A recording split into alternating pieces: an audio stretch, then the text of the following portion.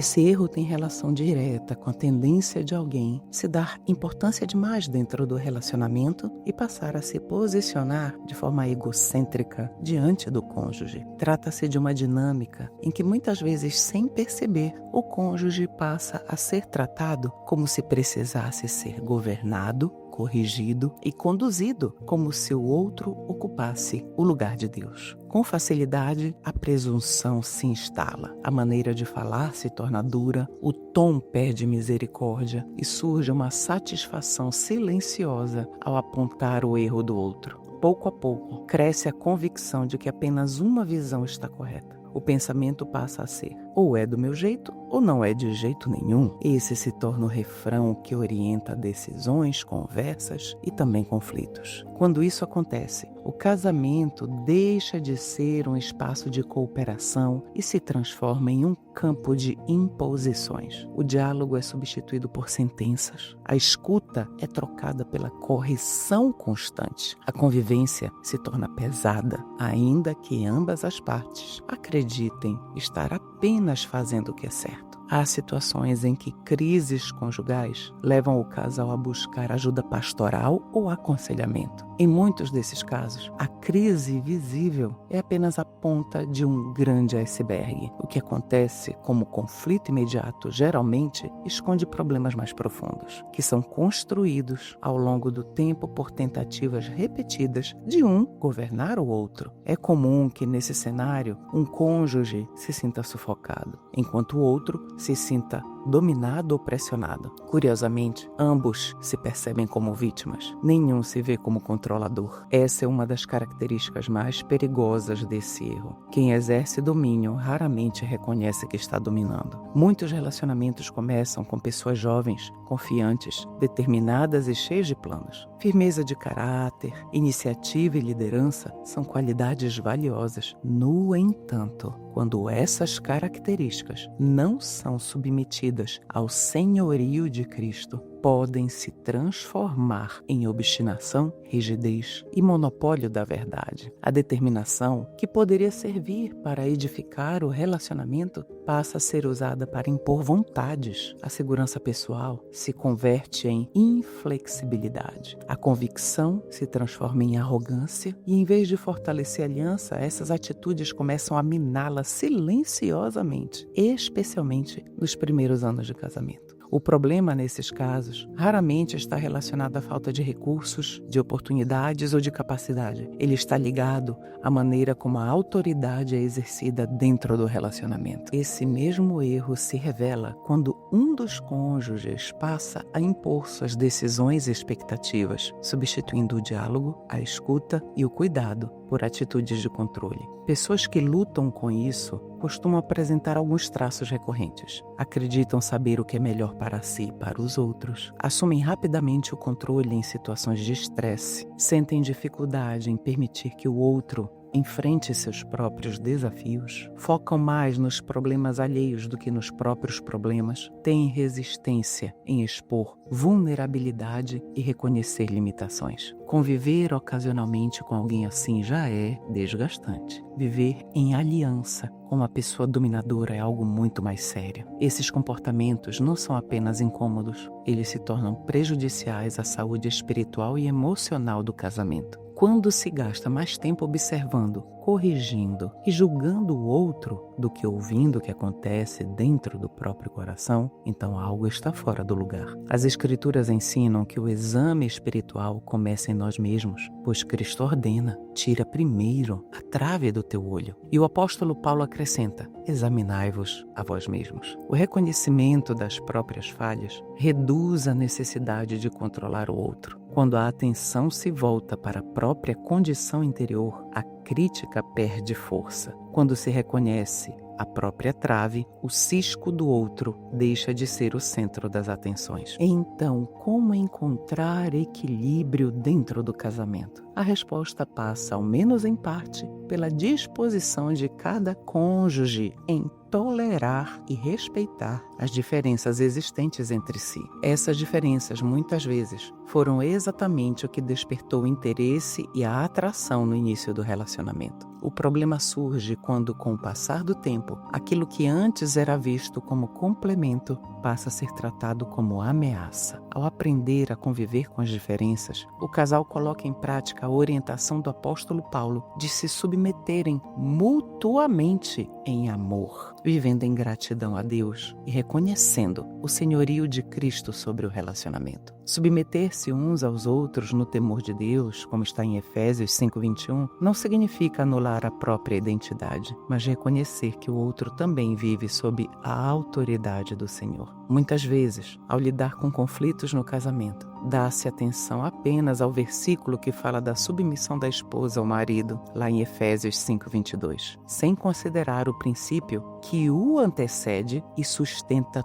todo o ensino de Paulo sobre a vida conjugal, sujeitando-vos uns aos outros no temor de Deus. Efésios 5:21. Quando esse texto é lido de forma isolada, o casal corre o risco de compreender a liderança no lar como imposição ou controle, e não como chamado bíblico ao amor sacrificial, ao serviço e à responsabilidade mútua, algo que não reflete nem a intenção das Escrituras, nem o exemplo deixado por Cristo. A tentação de controlar o outro, moldando-o segundo uma imagem pessoal do que se considera correto, não reflete o ensino de Paulo. Essa intolerância não faz parte do princípio bíblico da submissão mútua. O que Paulo apresenta é um chamado para que marido e esposa se submetam um ao outro em amor, sendo sensíveis às necessidades do cônjuge e buscando, dentro do possível, atendê-las. Isso exige reconhecer o outro como alguém distinto, com identidade própria, necessidades específicas e responsabilidade pessoal diante de Deus. Nenhum dos dois foi chamado a dominar, controlar ou determinar como o outro deve viver. Ao mesmo tempo, também não foram chamados a viver isolados, emocionalmente distantes ou independentes dentro da aliança matrimonial. Paulo descreve uma relação marcada por intimidade santa, respeito e responsabilidade mútua, em que o marido é chamado a amar a esposa e a esposa a reverenciar o marido. Esse ideal pressupõe maturidade espiritual e emocional, algo que nem sempre está presente quando o casal enfrenta conflitos profundos. Em muitos relacionamentos, a imaturidade se manifesta por meio de comunicação agressiva, comentários sarcásticos e respostas defensivas. Em vez de diálogo, surgem provocações. Em vez de escuta, surgem acusações. Quando um ataca, o outro imediatamente revida. O ambiente do lar passa a ser marcado por tensão constante. Esse contexto se revela em uma comunicação marcada por desgaste e desalento, na qual o diálogo frequentemente se transforma em acusação, decisões deixam de ser respeitadas e escolhas pessoais passam a ser tratadas com desconfiança ou desdém. Aos poucos, instala-se um sentimento de humilhação,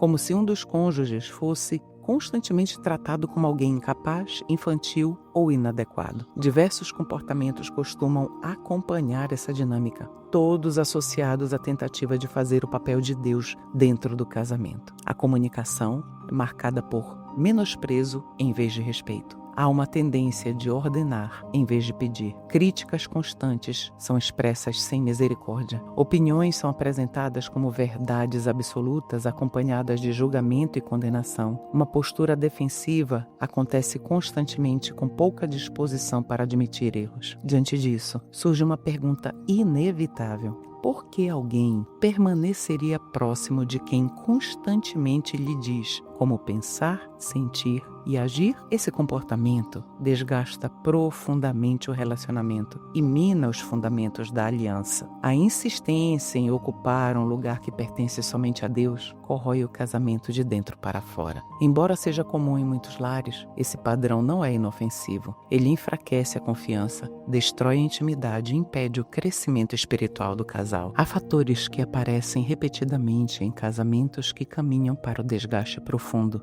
e muitas vezes para o divórcio. Esses fatores não surgem isoladamente, eles se alimentam uns aos outros e criam um ambiente relacional tóxico. Entre eles estão a censura constante, o desprezo e a autodefesa. Quando esses elementos passam a dominar a convivência, o o casal se torna mutuamente crítico, defensivo e desdenhoso. A crítica deixa de ser pontual e passa a atingir o caráter. A censura não se limita a situações específicas, mas se transforma em um padrão de comunicação. Nesse ambiente, a arrogância se manifesta na convicção de que um sabe o que é melhor para o outro. Dessa postura nasce o desprezo. O desprezo é especialmente nocivo ao vínculo conjugal. Ele pode surgir tanto em palavras quanto em atitudes sutis que comunicam desvalorização e rejeição. Quando esse tipo de postura se instala, o espaço para o diálogo saudável se fecha e os conflitos deixam de ser enfrentados com abertura,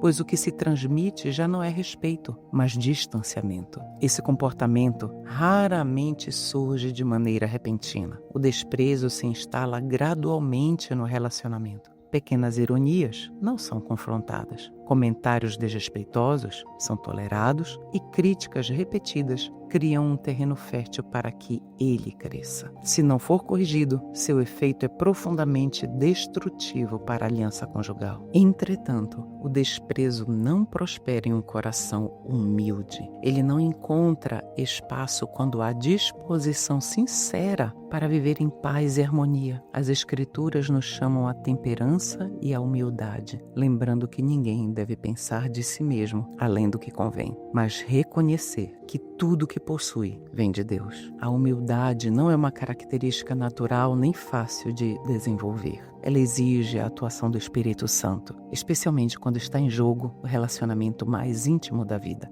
Cristo é o exemplo perfeito desse equilíbrio. Sendo Deus, não ostentou seu poder, não impôs sua autoridade, mas se humilhou voluntariamente. Esse modelo confronta diretamente o impulso humano de dominar e controlar. O apóstolo Paulo exorta os crentes a não agirem por contenda ou vanglória, mas por humildade, considerando o outro superior a si mesmo. Ele aponta para a atitude de Cristo, que se esvaziou, assumiu forma de servo e se humilhou até a morte. Esse padrão revela que a verdadeira autoridade no reino de Deus não se manifesta por imposição, mas por entrega. A ausência de limites saudáveis contribui diretamente para o surgimento desses comportamentos destrutivos. Quando os limites são ignorados, o relacionamento se torna confuso, invasivo e desgastante. Em muitos casamentos, essa invasão se manifesta de diversas formas. Um cônjuge passa a dizer ao outro o que ele está pensando ou sentindo, determina o que o outro deveria ou não deveria fazer,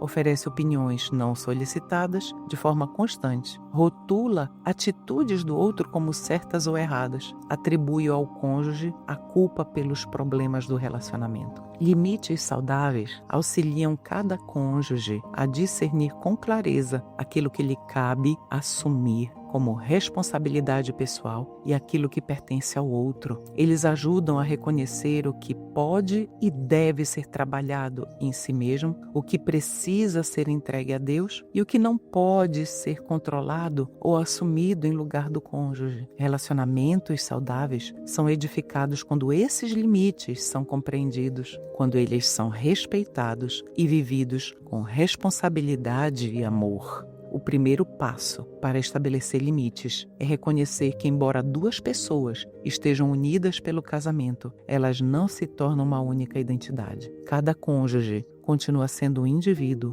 com pensamentos próprios, sentimentos distintos, percepções diferentes e preferências particulares. Ignorar essa realidade abre espaço para controle, frustração e conflito constante. A oposição contínua dentro do casamento acaba por enfraquecer a aliança ao longo do tempo. Geralmente esse comportamento não surge de forma abrupta, mas ele se constrói gradualmente à medida que atitudes repetidas passam a revelar uma busca inadequada por controle e autoridade, que pertencem apenas a Deus. Com o passar do tempo, a oposição constante produz isolamento emocional, endurecimento do coração e profunda solidão. Pessoas que vivem sempre em confronto tendem a perder vínculos, perder amizades e, em muitos casos, perder a própria família. A crítica se torna um modo de existir. A intolerância passa a ser confundida com franqueza e a dureza é justificada como sinceridade. A amargura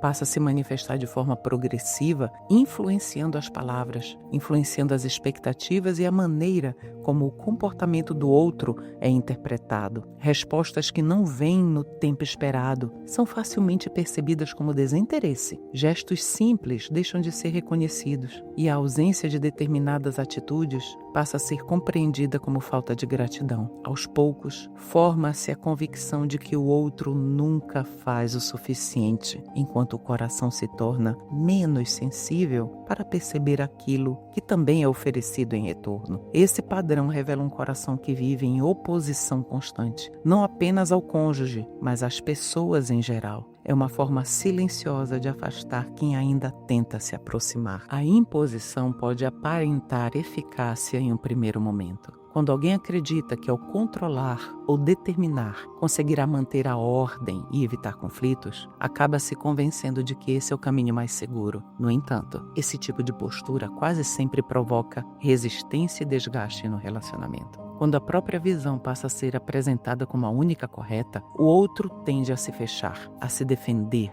e a levantar barreiras emocionais. Pouco a pouco, ambos assumem posições rígidas e deixam de caminhar juntos. O relacionamento, que deveria ser um espaço de cooperação e cuidado mútuo, transforma-se em um ambiente de tensão, no qual cada um luta para preservar seu território e afirmar sua razão. Enfrentar essa dinâmica requer maturidade espiritual e disposição para a mudança. O primeiro passo é reconhecer que ocupar um lugar que pertence somente a Deus não promove vida no relacionamento. Respeitar os limites do outro exige humildade e confiança, bem como a disposição de permitir que o cônjuge amadureça em seu próprio tempo, que ele faça escolhas e aprenda com suas experiências. Em determinadas situações, optar por não intervir, entregar em oração e confiar na ação do Espírito Santo pode ser uma expressão mais profunda de amor do que tentar resolver tudo pelas próprias mãos. Nem toda intervenção é cuidado. Muitas vezes, aquilo que se apresenta como ajuda revela apenas o desejo de controlar. A dificuldade de reconhecer a independência do outro revela muitas vezes um problema profundo na forma como os limites são compreendidos dentro do casamento. Essa postura se manifesta quando se espera que o cônjuge pense, sinta e haja de acordo com as próprias expectativas, como se o outro existisse para confirmar visões pessoais ou suprir necessidades internas não tratadas diante de Deus. Quando limites saudáveis não são respeitados, o cônjuge deixa de ser visto como alguém que caminha diante do Senhor com responsabilidade